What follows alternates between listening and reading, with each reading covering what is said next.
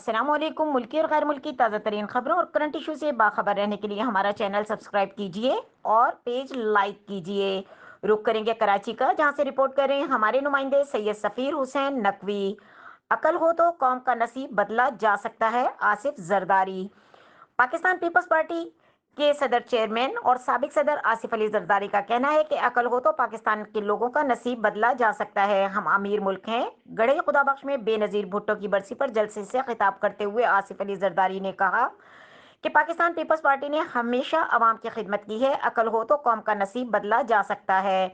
सदर और वजीर आजम दहशत गर्दों के सामने झुक चुके हैं, बिलावल भुट्टो। उन्होंने कहा कि हम अमीर मुल्क हैं, यहाँ वक्त की कमी रहती है, सोच की कमी नहीं रहती। साबिक सदर का कहना था कि बिलावल भुट्टो ने कहा कि हुकूमत दोबारा आई तो दिन भी बदलेंगे और वक्त भी बदलेगा। मैं बीबी से किया गया वादा जरूर पूरा करूंगा। मजीद खबरों और अपडेट के लिए देखते रहें के न्यूज़ चैनल इंटरनेशनल।